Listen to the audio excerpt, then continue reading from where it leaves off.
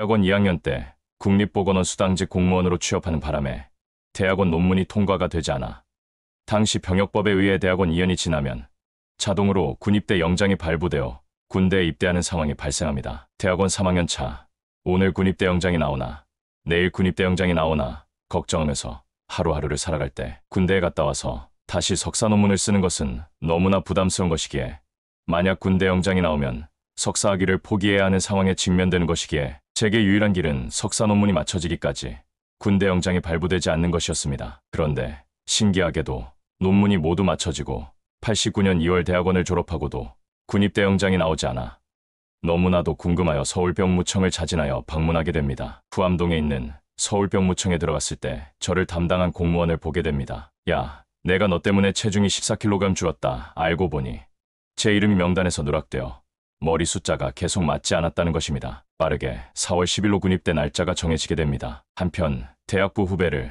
교회 밖 식당에서 만나서 그 후배와 대화 가운데 놀라운 사실을 발견하는데 그는 병무행정 누락으로 군대를 가지 않는 200만 분의 1의 사나이라는 것입니다. 2년도 이런 인연이 없는 것입니다. 저는 그 후배에게 제 이야기를 전하자 형, 왜 그러셨어요?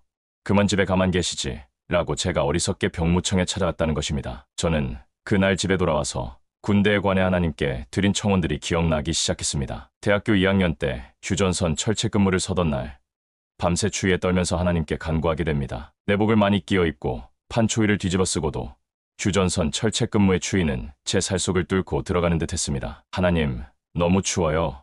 절대 현역으로 입대하지 않게 도와주세요. 놀랍게도 이래서 2년 후 제 신체검사 3급은 현역에서 방위로 병무법이 바뀌게 됩니다. 대학원 3학년 당시 제가 매일 하나님께 군대 영장 나오지 않게 기도한 것도 제 기억에 지나갔습니다. 89년 4월 단기 사병방위로 군대에 입대하고 90년 말 제대하자마자 땡땡제약 회사에 입사하는 과정에서 그 어느 날 제가 과거 하나님께 받았던 잃었던 감동을 기억에서 되찾게 됩니다. 대학교 4학년 때 매주 하남에서 방배동까지 대학부 토요 예배를 드리려고 버스로 땡땡교회로 가는 1시간 30분 동안이 제게는 매우 뜨거운 기도의 시간이었는데 당시 그 후년에 군대 현역으로 입대한다는 부담감에 늘 군대에 대해 여러 가지 기도와 간구를 드렸을 때 어느 하루 가을의 햇살이 따가웠을 때 제 마음에 한 가지 감동이 명확하게 임했던 것이 기억나게 된 것입니다. 나는 너를 군대에 가지 않게 할 수도 있고 나는 너를 방위에 가게 할 수도 있다. 그때 저는 교회 성가대와 교사의 직분을 계속 감당하고 싶었기에 마음속으로 이렇게 답변드렸던 것으로 기억났었습니다. 교회 봉사만 할 수 있다면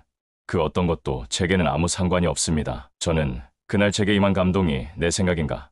이것이 누가 준 생각인가?